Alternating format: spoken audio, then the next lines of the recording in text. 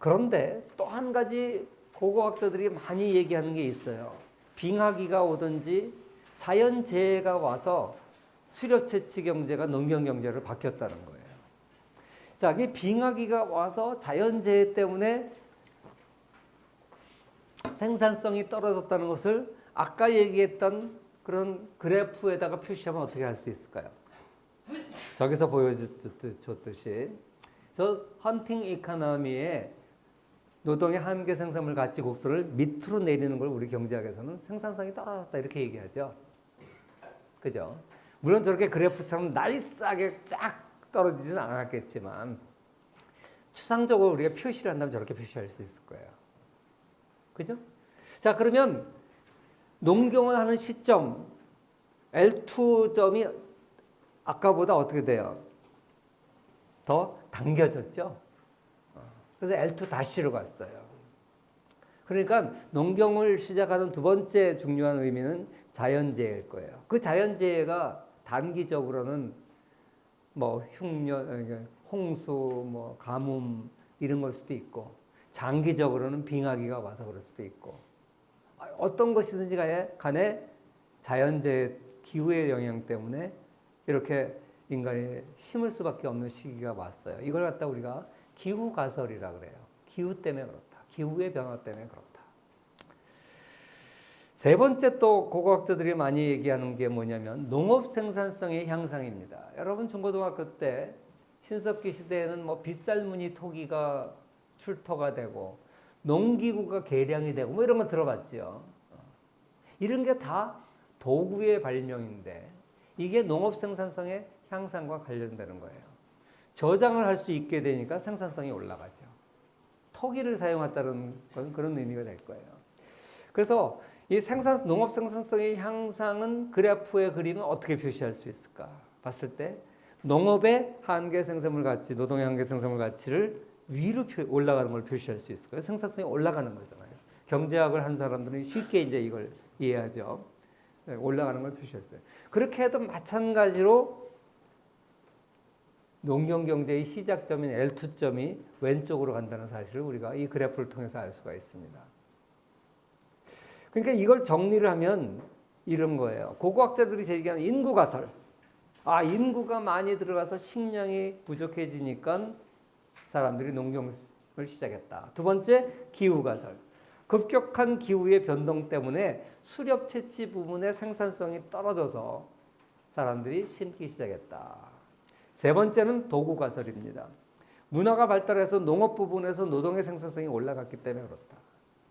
그래서 이런 출토 같은 거 된 거 보면 어느 지역에서는 뭐 석기가 갈아서 쓰는 간석기, 또 우리 때는 마제석기라는 단어를 배웠는데 그렇게 돌도끼의 형태가 바뀌고 토기의 형태가 바뀌고 이렇게 되면서 농업 생산량이 오르고 거기가 이제 중심 문명의 발전의 중심지가 생겨났고 그런 것 때문에 이제 농경이 시작됐다. 이렇게 전통적으로 고고학자, 인류학자들은 설명을 했어요. 자, 그런데 더글라스 노르스가 강조하는 건 뭐냐? 경제사학에서 강조하는 거는 이런 거예요. 이게 아니라는 거예요. 물론 이게 전적으로 아닌 건 아니에요. 이것도 있어요. 그러나 더 근본적인 변화가 있다는 거예요. 그게 뭐냐면 이렇게 설명할 수 있어요. 여러분, 동물이나 인간이나 식량이 부족하면 싸워요, 심어요?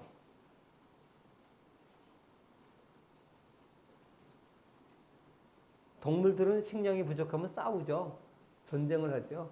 지네들끼리 의성들이 싸우죠. 인류가 수만 년 동안 그래 왔다는 거예요. 부족하면 맨날 서로 싸웠지. 언제 심었냐고. 그런데 왜 갑자기 심기 시작했을까?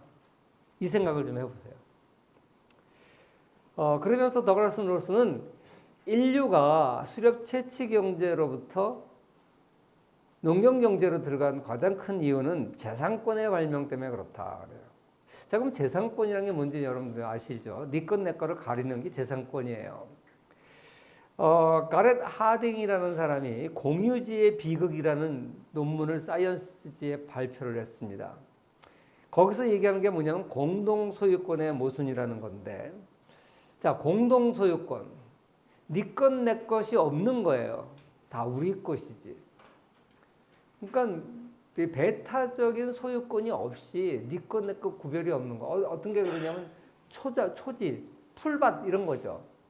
그렇게 공동 소유하는 또는 소유권이 없는 공동으로 방목을 하게 되면 이 짐승들이 그 풀밭이 감당할 수 있는 것보다 초과하게 돼요. 여러분 이게 아무리 풀밭이라고 해도 짐승이 너무 많이 나와서 키우면요, 짐승들이 뜯어 먹다가 먹을 게 없으면 뿌리까지 캐 먹어요. 그러면 그 풀밭은 다시 재생이 안 돼요. 사막화돼 버려요. 만약에 그게 소유권이 있으면 어느 정도 풀을 뜯어 먹게 하다가 풀이 없어지면 이동시킵니다. 그리고 여기는 보호해, 풀이 다시 자랄 때까지. 저쪽을 뜯어 먹게.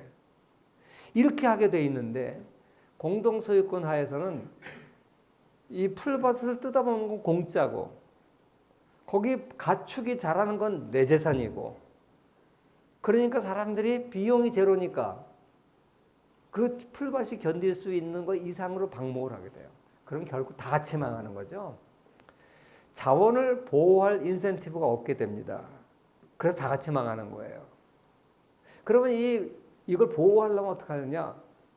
가렛 하딩이 얘기하는 것은 그걸 막으려면 재산권이라든지 이런 게 있어야지. 네 것 내 것을 구별하고 이걸 보호할 인센티브를 줘야지. 안 그러면 보호가 안 된다.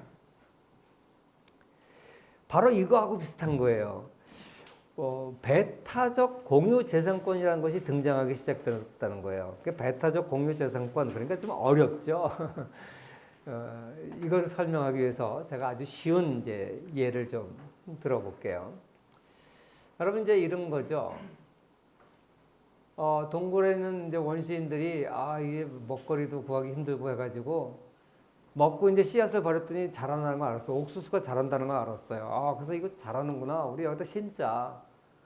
그래가지고 수확을 해서 먹어봤더니 그 야생에 자연적으로 자라는 걸 구하러 다니는 것보다 훨씬 쉬워요. 그래서 이게 좋겠다. 우리 앞으로 심자. 그래가지고 동굴 앞에다 심었어. 아니면 자기 움막 앞에다 막 심었어요. 근데 너무 일찍 따먹어봤더니 이 익지가 않아서 못 먹겠어. 그래서 그 다음 해에는 경험이 살아서 이거 어느 정도 익어야지 이게 말 되는 거구나. 그래가지고 이제 안 따고 익을 때까지 기다렸어요. 오늘이나 딸까 내일이나 딸까 구보다가 가만 보니까 이제 다 익은 것 같아. 그래서 우리 자고 내일 아침에 자고 따자. 그리고 잤어. 아침에 일어나서 이렇게 딸라고 나와 보니까 웬 놈이 밤새 와서 다 따가버렸어. 그래가지고 이 어떤 놈들 짓이야. 발칵 뒤집혀가지고 온 동네 사람 다 불러가지고 보니까 발자국 그렇게 보니까 저 옆에 있는 부락놈들 짓이에요. 이거 어떡하냐. 그걸 내버려둬. 가서 뺏어오자. 찾아오자. 그래 돌도끼 들고 깨워 가서 다 때려 죽이고 뺏어왔어. 그러느라고 자기 부족에 사람 몇 사람 죽었겠지. 자기 아버지도 죽고 늙은 순서대로 다 죽었어. 그 빼앗긴 했는데 씩씩거리면서 빼앗으러 왔는데 그 다음에 봄이 됐을 때 이거 심어야 되냐 말아야 되냐. 괜히 저거 심어가지고 작년에 우리 아버지 죽고 큰아버지 죽고 노인네들 다 죽었어. 심을까 말까. 여러분 심겠어요 안 심겠어요? 내가 뭐 알기 쉽게 얘기한 거예요. 이런 일이 한두 번이 아니라 반복적으로 일어났을 거예요. 그랬을 때 사람들이 어떤 걸 경험하게 되냐면 쟤네들이 심은 건 쟤네들 걸로 인정해 주자. 안 그러면 싸움 난다. 그래가지고 이게 오히려 서서가 피곤하다. 인정해 주자 그냥. 이런 분위기가 서서히 인류가 해를 거듭하면서 경험이 쌓이겠죠. 이게 뭐예요? 배타적인 거예요. 쟤네들이 심은 건 쟤네들 거고 우리가 심은 건 우리 거고 네 것 내 걸 가린다는 말을 우리가 배타적이라는 표현을 쓰는 거예요. 그런데 아직은 개인 사유화가 아니에요. 우리 불악과야. 공동이죠. 공동 소유죠. 그러니까 인류가 처음부터 사적 소유 제도를 만들어낸 게 아닙니다. 처음에는 이렇게 불악 단위로 공동재산권이에요. 단지 저 불악과 우리 불악을 구별하는 거죠. 배타적인 거예요. 이것도 재산권의 일부분이에요. 그죠? 사적 소유권만 재산권이 아니에요. 공동재산권도 재산권이에요. 왜? 배타적이기만 하면 돼. 네 것 내 걸 구별하는 거. 이게 배타적인 의미예요. 그래서 이런 이제 네 것 내 거를 구별하는 인식이 들게 되니까 안심하고 농경을 할 수 있는 거예요. 인류가 어쩌다 한번 심어보는 농경사회가 아니에요. 매년 심어야 농경사회가 되는 거지. 그죠? 어쩌다가 실수로 한번 심어보는 건 농경사회가 아니라 그러죠. 그러니까 이런 게 부족, 그 주변의 모든 부족들이 다 그걸 서로 암묵적으로 무슨 계약을 하고 사인하고 이런 거 안 하더라도 암묵적으로 인정을 하고 이해를 하고 그렇게 되는 게 이제 경제학 시대로 들어가는 거예요. 물론 흉년이 들었다든지 갑자기 질병이 들어서 막 먹을 게 없어졌다든지 이러면 전쟁이 일어나요, 그때. 이렇게 돌발적인 어떤 사건이 생겨서 일어나는 전쟁은 있겠지만 평상시에는 네 것 내 거를 서로 인정하고 평화롭게 공존하는 시대, 이게 농경사회예요. 자, 이렇게 되면 이제는 어떤 노력을 하게 돼요? 정착을 할 수 있으니까 이제 집도 동굴이나 운막을 짓는 게 아니라 제대로 된 집을 짓고 농사를 짓더라도 수로를 좀 만들고 투자를 할 수 있어요. 이동을 할 때는 투자를 못 해요. 내일이면 떠날 곳에 왜 투자를 합니까? 정착을 하니까 비로소 인류는 집에도 투자하고 농사에도 투자를 하고 생산성이 더 올라가죠. 그러니까 발전이 있는 거예요. 이러한 것이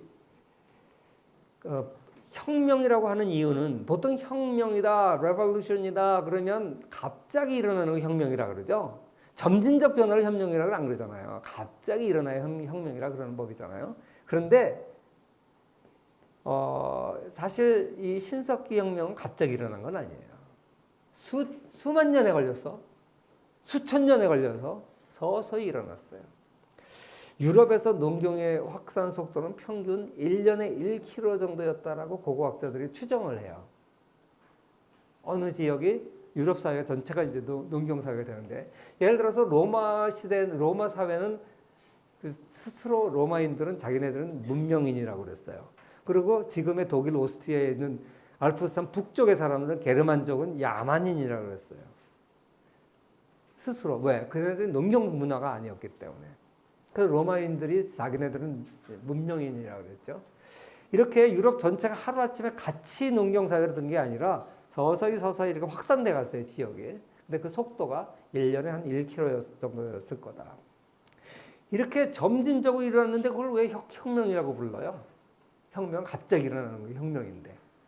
그래서 여기서 경제혁명이라고 할 때 이 혁명은 갑자기 일어났다는 의미가 아니라 재산권의 발명 때문에 인센티브의 근본적 변화가 일어났기 때문에 이걸 혁명이라고 해요. 우리가 갑자기 일어난 것도 혁명이라고 그러지만 근본적 변화를 우리가 혁명이라고 그래요. 왕이 주인인 나라에서 국민이 주인인 나라로, 이거는 근본적인 변화예요. 그래서 우리가 혁명이라는 거죠. 그래서 제1차 경제혁명, 신석혁명은 갑자기 일어나서 혁명이라는 게 아니라 근본적인 재산권에 있어서 없었던 것이 새로 생겨난 거예요. 모든 재산은 옛날에는 다 공유, 네 것 내 것 없어 주는 사람이 임자고 찾는 사람이 먼저 먹는 놈이 임자인데, 그게 아니라 이제 네 것 내 거라는 개념이 인류에 처음으로 들어왔다. 바로 이것 때문에 인류가 문명을 시작했다. 이렇게 얘기하는 거예요. 또 기술 혁신도 그래요. 공동 재산권 하에서 기술 혁신은요, 훨씬 더 좋아요. 수렵 채취 경제 하에서도 혁신이 있었어요. 불의 사용이라든지 활의 사용이라든지. 그런데 생각해 보세요. 이런 활, 창 이런 거의 사용은 단기적으로는 생산성이 올라가요. 그죠? 왜? 수렵 채취하는데 동물을 잡는 데 좋으니까. 돌 끝에 돌 가지고 갈아가지고 화살 촉을 만들어가지고 나무에다 묶어가지고 쏘고. 그런데 이거는 생산성이 올라가지만 그만큼 빨리 가축을 없애버려요. 그냥 어느 정도 생산성이 향상이 있으면 그 다음부터는 가축이 다 죽어버리니까 자원이 고갈돼서 원위치로 가버려요. 그런데 농경시대의 기술 혁신은 지속적으로 가는 거죠. 그래서 인류가 수렵 채취 경제로부터 농경시대로 가면서 이제 기술 혁신이 파급 효과가 지속적인 효과를 나타내기 시작했다는 점이에요.